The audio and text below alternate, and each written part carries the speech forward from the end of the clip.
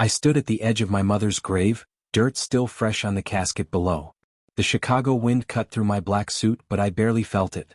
43 people had come to say goodbye to Eleanor Andrew, the woman who raised me alone after Dad died, the woman who never gave up on anyone. And now she was gone. I wiped my eyes with the back of my hand, watching the pastor close his Bible. People were starting to disperse, offering those awkward condolence pats on the shoulder that never quite land right. That's when I saw Olivia walking toward me, her heels sinking slightly into the cemetery grass. But something was off. She wasn't crying. Hadn't cried all day actually. And she had her lawyer, Patricia Chen, walking beside her. At a funeral. My stomach tightened. I'd been watching Olivia carefully for 6 weeks now, ever since I installed those cameras. Ever since I hired Derek. Ever since I saw what I saw. Franklin, Olivia said, her voice flat and businesslike. The same voice she used when discussing grocery lists. I think now is the perfect time for this. She handed me a manila envelope. I didn't need to open it. I knew exactly what was inside.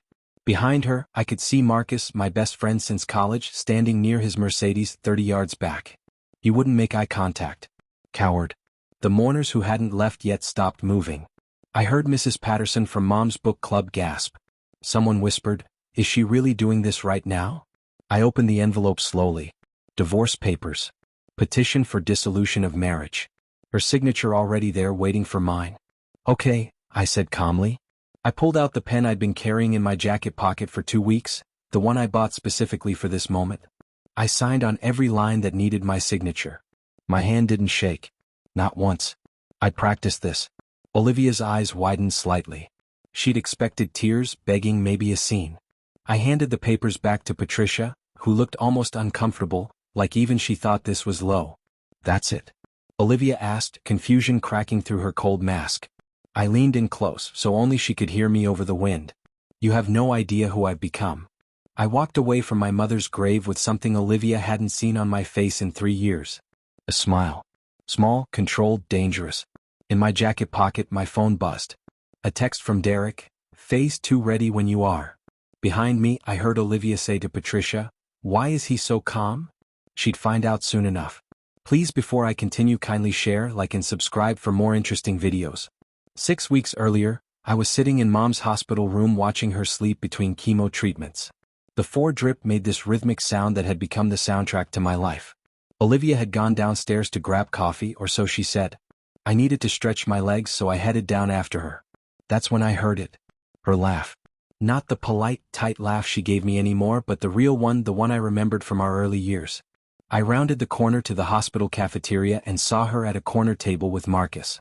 His hand was on her shoulder, thumb making small circles. Her hand covered his. They were leaning in close, faces inches apart. I stopped breathing. Just watched. Marcus said something I couldn't hear, and Olivia threw her head back, laughing again.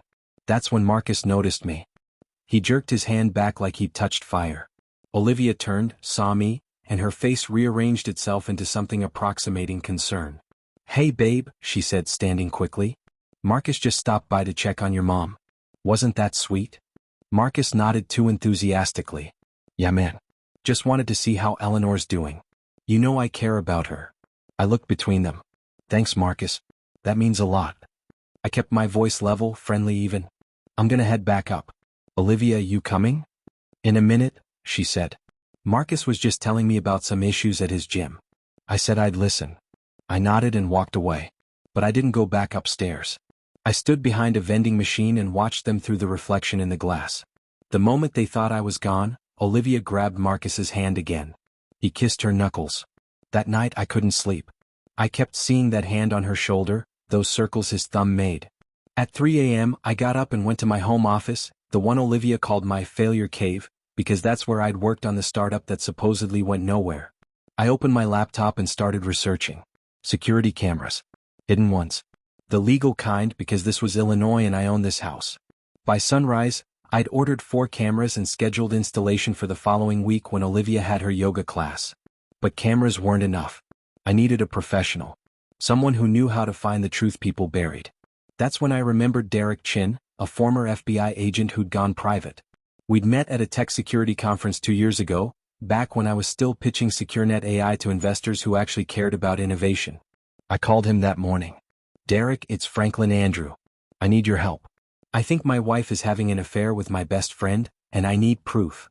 2 weeks after hiring Derek, he called me at 11 p.m. You need to see this. Tonight. My office. And Franklin, I'm sorry, man. It's worse than infidelity.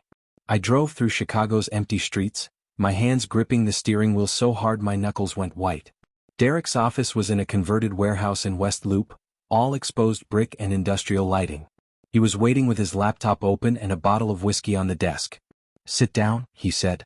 You're going to need to. He pressed play. The footage was from the camera I'd hidden in our bedroom, angled from the bookshelf.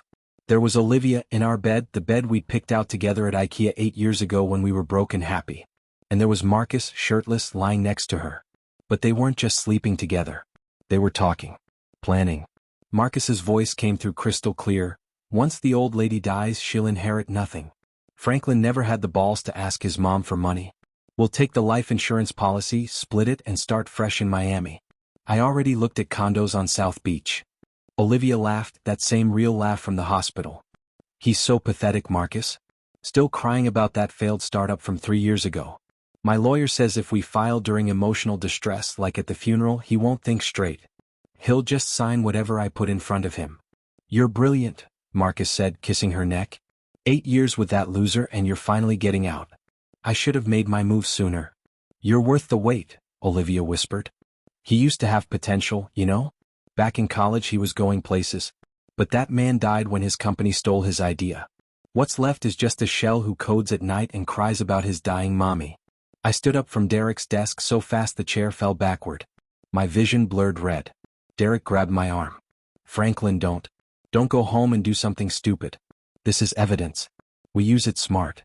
They're planning to file at my mother's funeral, I said, my voice shaking. At her funeral, Derek. I know. Which is why we're going to destroy them legally, financially, and socially. But you have to trust me and stay calm. He poured 2 glasses of whiskey and handed me one. There's something else. Your mother knew. He handed me a folder. Inside was a letter, handwritten in Mom's shaky cursive, the handwriting that had gotten worse as the cancer ate through her. It was dated 2 weeks ago, right after her last hospital stay. The letter started, My dearest Franklin, if you're reading this, I'm gone. I read Mom's letter 3 times in Derek's office, each word cutting deeper than the last. My dearest Franklin, if you're reading this, I'm gone. And I suspect Olivia has shown her true face. I saw the way she looked at Marcus during Thanksgiving, the way she checked her phone constantly during my chemo sessions, always angling the screen away from you. I confronted her 2 weeks ago when you went to get my prescriptions filled. She denied everything, but I know a liar when I see one. I taught middle school for 30 years, baby. I've seen every kind of deception. My hands trembled holding the paper. Mom knew. She knew and carried that weight alone while dying. Do not break, Franklin. You are not the failure she's made you believe you are. That startup idea they stole from you? You've already built something better. I know about SecureNet AI. I know you've been working nights in that office while she sleeps. I know because I'm your mother, and I see everything you think you're hiding to protect me from worry. I looked up at Derek. She knew about SecureNet? Keep reading, he said quietly. In my safe deposit box at Chase, key with Derek, is $250,000 I saved over 40 years. Teaching salary, careful investments, your father's life insurance that I never touched. It's yours. Use it not for revenge but for resurrection. Show them who you really are. Show Olivia that the man she mocked is the man she'll spend the rest of her life regretting she lost. Show Marcus that loyalty means something, and betrayal costs everything. I won't be there to see it, baby, but I'll know. Wherever I am, I'll know my son became the man I always knew he could be. I love you more than words. Make me proud. And Franklin, one more thing. Forgive them eventually. Not for them but for you. Hate is a prison and you deserve to be free. Your loving mother, Eleanor Andrew.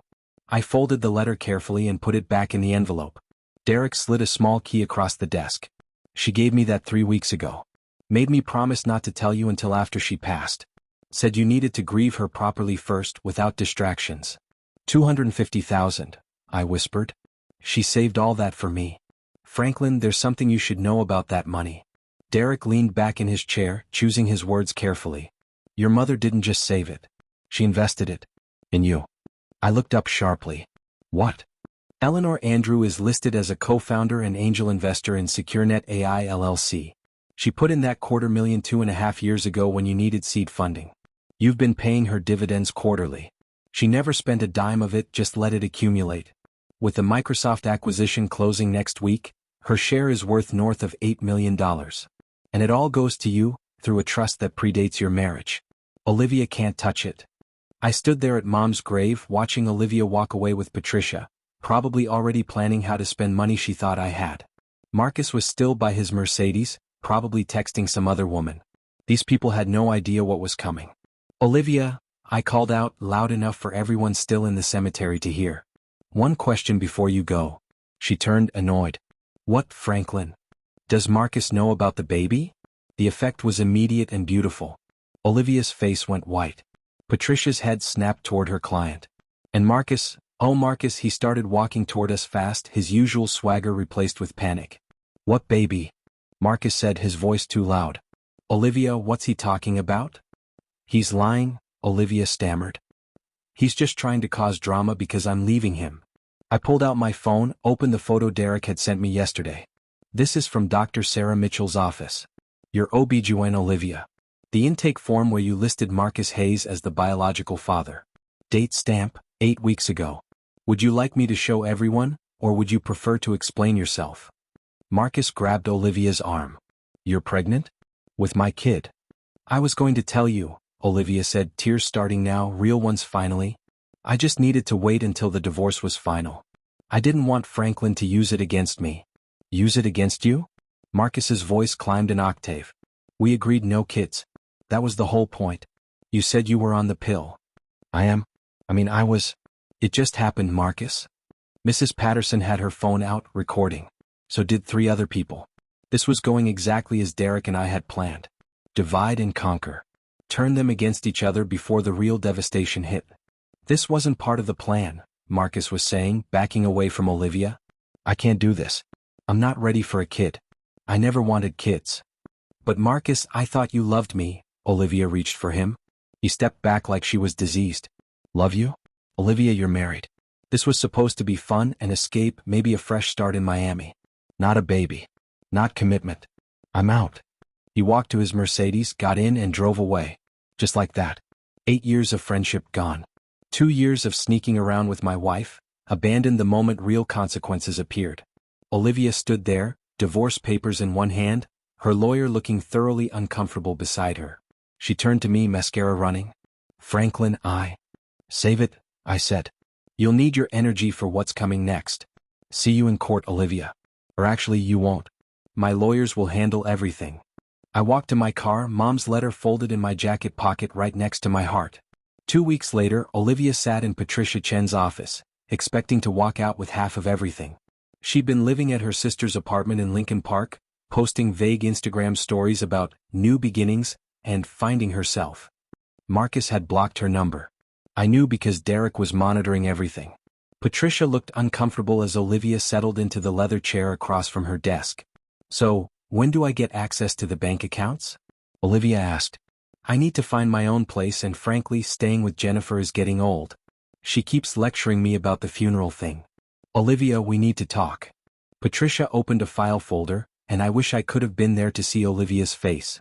There's been a significant development regarding Franklin's financial status. What, did he finally get a real job? Olivia laughed, but it sounded nervous. Franklin Andrews' company, SecureNet AI, was acquired by Microsoft. The deal closed yesterday. $47 million. The color drained from Olivia's face. That's not possible. SecureNet was dead.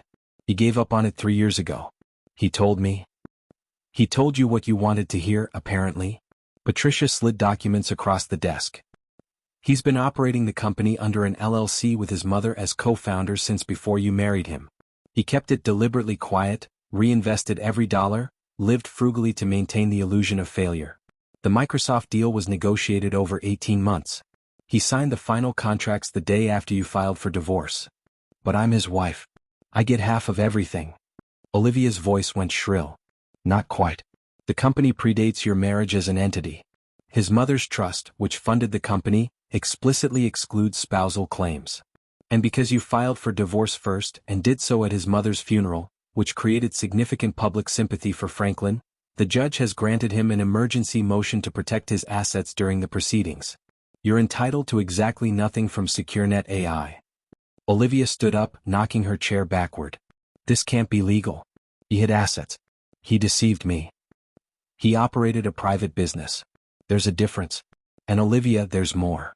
Patricia looked genuinely sympathetic now. The house you're living in, the one you thought was marital property? It's owned by Franklin's LLC, purchased before your marriage and held in his mother's name until her death. You have no claim to it. In fact, you have 48 hours to remove your belongings before it's legally considered trespassing. Olivia grabbed the edge of the desk to steady herself. What about the savings? The joint account. Emptied legally 3 days before you filed. Moved to corporate accounts. Again, all above board since the money came from his business income, not marital income. I have $73 in my checking account, Olivia whispered. And I'm pregnant. With another man's child, Patricia reminded her gently. Which complicates your petition for spousal support considerably. Olivia, I'm going to be honest with you. You need to prepare yourself. Franklin Andrew isn't the man you thought you married, and he definitely isn't the man you divorced. He's been planning this systematically. And right now, you have no leverage whatsoever. That same afternoon, Marcus was at his flagship gym location in River North, the one he always bragged about when Richard Castellano walked in. Richard was a venture capitalist worth about $300 million, the kind of man who wore Tom Ford suits to the gym. He was also one of SecureNet AI's early investors and had funded Marcus's gym franchise expansion 2 years ago. Marcus, we need to talk. Conference room. Now. Marcus's stomach dropped. Richard never visited in person unless something was catastrophically wrong. They went to the small office Marcus used for consultations, glass walls looking out onto the weight room where trainers worked with clients who had no idea their gym was about to implode.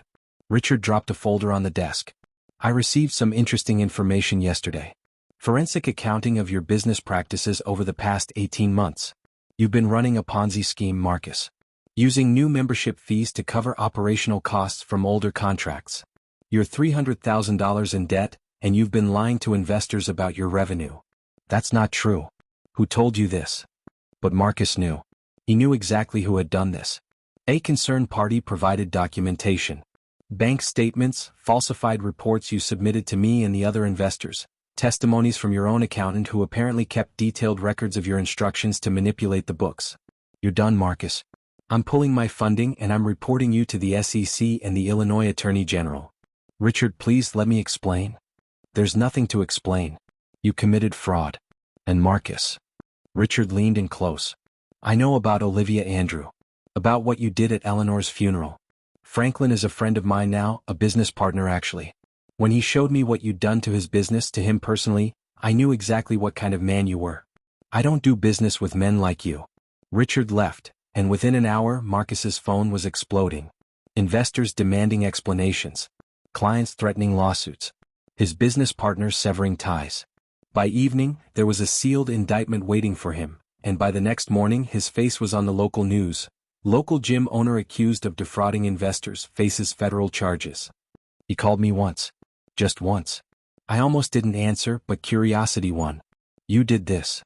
Marcus screamed into the phone. You ruined me. Over what, Olivia? She's not even worth it, Franklin. I was in my new penthouse apartment overlooking Lake Michigan, the one I'd leased the day after the funeral. I didn't do anything, Marcus. You built your business on fraud. You built our friendship on lies. I just showed people the foundation. What they did with that information was their choice. I'm going to prison. I'll lose everything. You took my wife, Marcus. You mocked my dying mother. You planned to rob me at my lowest point. I took your future. Consider us even. I paused, watching the sunset over the water. Actually, no. We're not even. Because I can sleep at night. I hung up and blocked his number. He didn't deserve another second of my time. Olivia pulled up to our house in her Honda Civic, the one she'd bought used when we were trying to save money.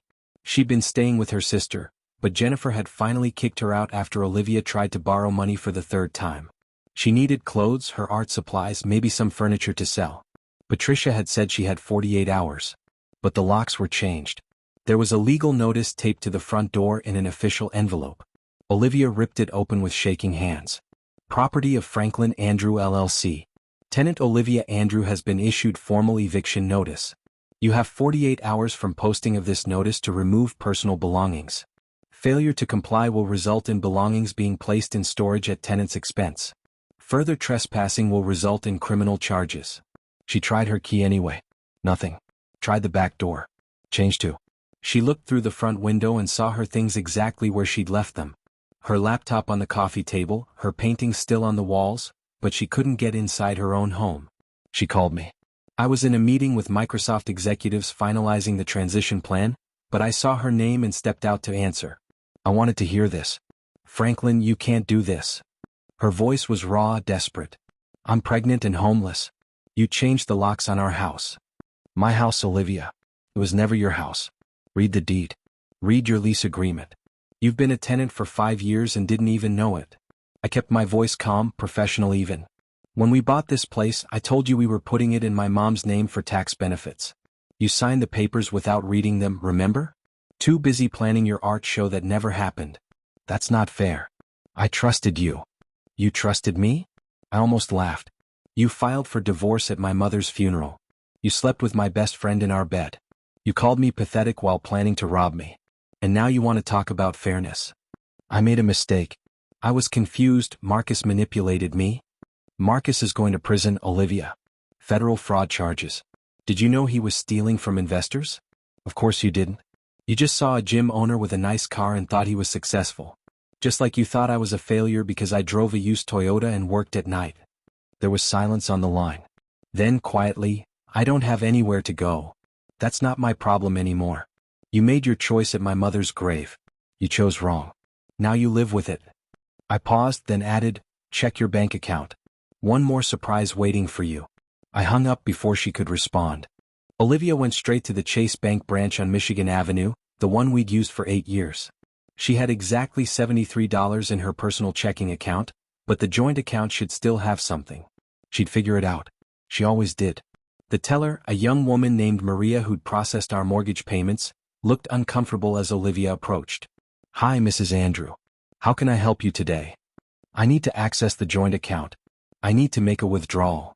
Maria typed into her computer, and her expression shifted from professional courtesy to genuine concern. Mrs. Andrew, that account was closed 2 weeks ago. The funds were transferred to a business account per the account holder's instructions. What? Franklin can't do that without my permission. Actually, per the account agreement you both signed, either party can close the account with proper notice. Mr. Andrew provided 10 days written notice to the address on file. Did you not receive the certified letter? Olivia had been so focused on planning the divorce, on coordinating with Patricia and sneaking around with Marcus, that she'd stopped checking the mail. How much was in there? I'm not at liberty to say, but it was a substantial amount. Olivia tried her credit card at Starbucks an hour later. Declined. She tried the Visa we'd gotten together years ago. Declined. She called the credit card company from her cell phone, standing on the sidewalk while people rushed past her. Mrs. Andrew, this account was closed by the primary account holder 2 weeks ago, and all remaining balances were paid off. You'll need to apply for new credit in your own name. She had no credit in her own name. Everything had been joint or in Franklin's name because his credit score was better. She'd never needed to worry about it before. He handled the finances while she focused on her art, her dreams of gallery shows that never materialized because she was too busy complaining about Franklin to actually paint. Her phone rang. Patricia. Olivia, we have a problem. The judge granted Franklin's motion to freeze all joint assets pending a full investigation of your relationship with Marcus Hayes. There's evidence you may have been planning to defraud Franklin of his life insurance payout after his mother's death. Recorded conversations, text messages, videos. Where did he get these? He recorded us? Olivia's voice went hollow. In his own home, which is legal in Illinois with single-party consent since he's the property owner. Olivia, you're not going to see any money for at least 6 months, maybe longer. And given that you're pregnant with another man's child and filed for divorce at a funeral, the optics are terrible. I've been practicing family law for 15 years, and I've never seen a case this bad for a petitioner. Olivia stood on Michigan Avenue with $73, nowhere to live and no one to call. Her mother had stopped answering after seeing the viral video of the funeral. Her sister had kicked her out.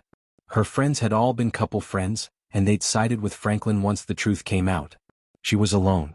The video hit TikTok first. Someone at the funeral, probably Mrs. Patterson, had recorded the whole thing. Olivia walking up to Franklin at his mother's grave, handing him the divorce papers, his calm signature, and then the pregnancy reveal that made Marcus run. It was edited perfectly with dramatic music and text overlays. Woman divorces husband at his mother's funeral, then instant karma.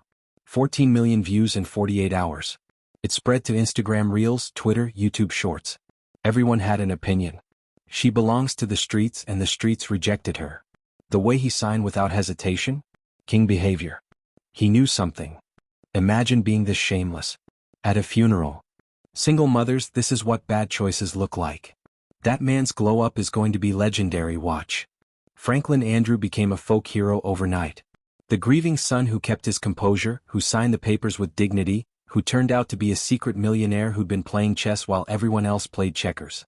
Articles started appearing. The quiet comeback. How one man turned betrayal into a $47 million success story. Olivia's art gallery, the small cooperative space in Wicker Park where she'd worked part-time, called her. The owner, Margaret, was apologetic but firm. Olivia, we're getting negative attention because of your association with us. People are leaving bad reviews, calling us, saying they won't support a business that employs someone like you. I have to let you go. I'm sorry. Marcus's social media was worse.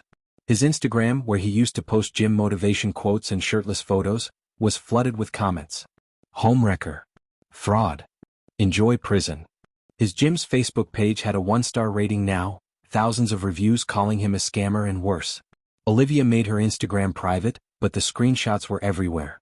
People had dug up old photos of her and Franklin looking happy, side-by-side comparisons with recent photos of her and Marcus. The internet had decided she was the villain, and there was no redemption arc coming. She created a burner account to read what people were saying. One comment stuck with her. She thought she was trading up, but she was actually throwing away the only person who ever really loved her. Now she has nothing. Absolutely nothing. And honestly, she deserves it. Olivia closed the app and cried in the McDonald's bathroom where she'd been using the Wi-Fi.